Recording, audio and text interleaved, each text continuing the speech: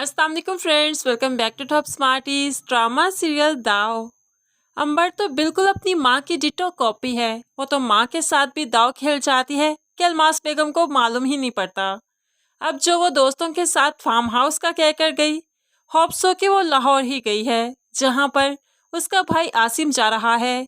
और होप्स हो कि आसिम को वहाँ पर अंबर मिल भी जाए और फिर खूब हंगामा होने वाला है। अलमास बेगम अंबर को कॉल करते हुए कहने लगी, जल्दी से वापस आ जाओ, भाई भी काम के सिलसिले में शहर से बाहर गया है, उसके आने से पहले पहले तुम्हें वापस आ जाना चाहिए। अब यहाँ पर नेहा सब कुछ सुन लेती है कि अंबर दोस्तों के साथ कहीं गई है, लेकिन नेहा किसी को नहीं बताएगी। निशा साथ के रवैये से काफी परेशान है। निशा जो अपनी शादी के पहले दिन अच्छे से तैयार होती है, तो यहाँ पर साथ जो नशे में धुत है, वो तो फूलों को उठा उठा कर फेंकने लगा। ये क्या चीज है, मुझे फूल जरा भी पसंद नहीं, मेरे कमरे में फूल किसने रखे। निशा तो साथ का ये रवैया देखकर परेशान हो जाती है। तो फिर साथ दूसरे ही लम्हे खिलखिलाकर हंसने भी लगा, जिस पर निशा बुरी तरह से खौफजदा हो जाती है कि अलमास बेगम ने उनसे झूठ बोला, साथ जैसा दिखता था वैसा नहीं है। लेकिन फिर निशा का भाई आली बहन के लिए नाश्ता भी लेकर उसके ससुराल पहुंच गया। उसे बहन कुछ परेशान सी लगी। वो तो सिर्फ बहन को देखता रहा, लेकिन बहन ने भाई को परेशान ना करने के लिए कुछ बताया ही नहीं। हालांकि निशा अपने भाई को अभी से कुछ बता देती तो वो उसकी मदद जरूर करता, लेकिन अब तो आली मुल्क से बाहर चला जाएगा, तो ऐसे में निशा की जिंदगी में काफी टफ टाइम आने वाला है। दूसरी तरफ नेहा जब पॉलर गई तो सारी प्रोडक्ट्स लेकर गई और नीलम से कहने लगी, ये प्रोडक्ट्स अब एक्सपेंसिव हैं, बहुत अच्छी हैं, ब्रांडेड हैं, इन्हें अब ध्यान से यूज करना। मामा ने बहुत डांटा था डीलर को, जिसने ब्रांडेड जार्स में लोकल क्रीम्स डाल दी थी। तो यहाँ पर नीलम मुस्कुराने लगी, ये मीठे लड्डू आप तो खाकर खुश हो सकती हैं, लेकिन हम नहीं।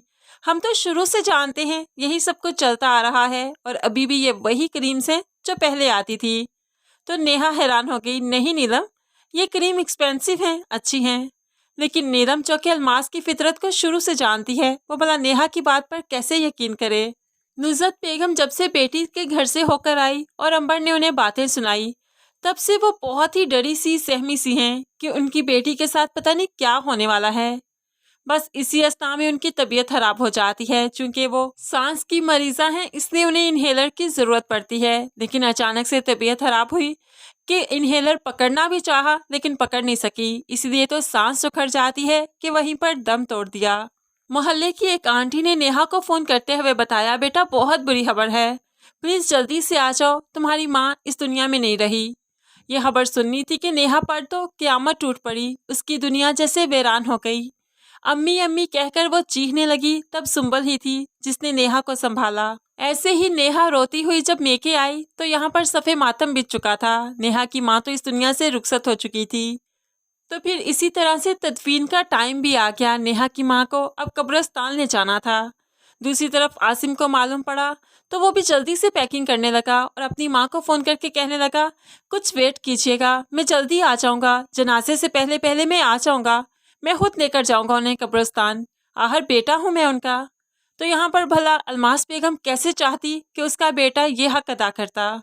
इसलिए तो वो कहने लगी, नहीं बेटा, जनाजे का टाइम हो चुका है, सब कब्रिस्तान लेकर जा रहे हैं, तुम भला कैसे आ सकते हो, कोई ज़रूरत नहीं तुम्हें आने की, तुम अपना काम करो और तुम्हें इसी वजह से तो प्रमोशन मिलेगी, याद नहीं तुम्हें।